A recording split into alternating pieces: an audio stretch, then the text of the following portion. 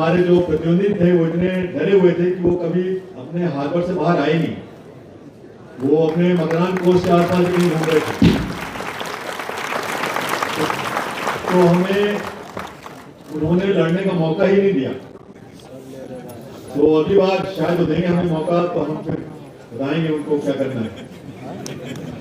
दूसरी बात आपने बोली जो कि इससे हमें क्या सीख मिली है, जैसा कि मैंने बोला कि ऑपरेशन सिंदूर अभी भी जारी है और स्वाभाविक है कि every learning organisation which Indian Navy takes pride in that we are a learning organisation. हम नॉट ओनली अपने आप से सीखना चाहते हैं बट हम दूसरों से सीखना चाहते हैं।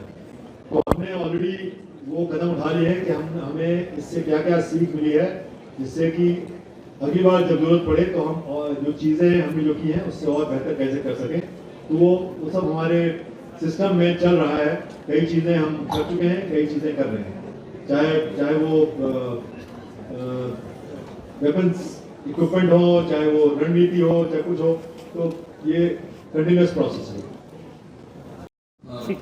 Sir, I am Satanshu Kumar Singh. Good morning, sir. Satanshu Kumar Singh of Standard 11, and I am from DAV Public School, Hehal, Ranchi. So, as we all know that you are a specialist of communication and electronic warfare. So, sir, my question is, how emerging domains like artificial intelligence, cyber warfare, and indigenous defense production is shaping the Indian Navy's future preparedness and challenges in an increasingly complex maritime environment? और topical है। देखिए, ये तो सभी को पता है और हमें तो स्पेशली हम लोग तो डेली इसको ऑब्जर्व करते हैं that technology is changing at the speed of thought. तो अगर किसी के दिमाग में आ गया कि हमें ऐसा करना है, हम ऐसा कर सकते हैं, तो ये मान के चलिए कि कहीं किसी दूर दराज क्षेत्र में कोई उसके बारे में ऑलरेडी काम कर रहा है। तो that is the speed of change of technology. आपने अगर सोच लिया तो वो हो रहा कहीं ना कहीं। और पिछले एक दशक में और स्पेशली लास्ट 4-5 सालों में जितनी ज़्यादा टेक्नोलॉजी में चेंज हुई है, उससे भारतीय नौसेना या आर्म डिफेंस फोर्सेस वंचित नहीं रही। और हम भारतीय नौसेना में हम इसको मानते हैं कि हम बहुत ही टेक्नोलॉजी इंटेंसिव सर्विस हैं because of the nature of warfare in which we are suppose to operate, nature of domain in which we are suppose to operate, nature of platforms जो हम ऑपरेट करते हैं, चाहे वो सबमरीन हो, चाहे वो शिप्स हो, लिमिटेड स्पेस होती है और वहाँ पर टेक्नोलॉजी का उपयोग करना, मिनिचराइजेशन ऑफ टेक्नोलॉजी। तो जितनी भी आपने फील्ड्स बनाई है, चाहे वो आर्टिफिशियल इंटेलिजेंस हो, चाहे साइबर वॉरफेयर हो, उनका उपयोग ऑलरेडी शुरू हो गया है। और चूंकि भारतीय नौसेना बहुत ही सीमित दायरे में ऑपरेट करती है इन टर्म्स ऑफ प्लेटफॉर्म्स, तो इसमें हम जानते हैं कि टेक्नोलॉजी का कितना ज़्यादा उपयोग है। जैसे INS विक्रांत की आप उदाहरण ले लीजिए। तो जब INS विक्रांत का अनावरण हुआ था, जब उसको कमीशन किया गया था, तो ये हमारा मानना था कि देश में जितनी भी टेक्नोलॉजीज हैं, जितनी भी टेक्नोलॉजी देश में, वो सब INS विक्रांत में यूज हुई।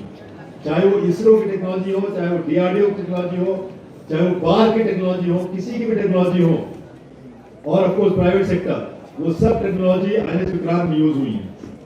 और जैसे जैसे प्लेटफॉर्म्स और छोटे होते जाते हैं, वहाँ पर टेक्नोलॉजी का महत्व और होता जाता है। तो हमें इसमें कोई शक नहीं है कि technology will be a great enabler, notwithstanding कि जो वॉर फाइटिंग करनी है वो ह्यूमंस को ही करनी है, जो डिसीजन मेकिंग करनी है वो ह्यूमंस को ही करनी है।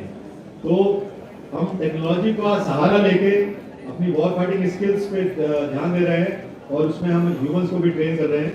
और नए डोमेन जो आपने बनाए हैं वो उसके बारे में भी doctrinal aspects as well as practical aspects में भी बात हो रही है और उसमें काफ़ी हमने उसमें सफलता भी प्राप्त की है।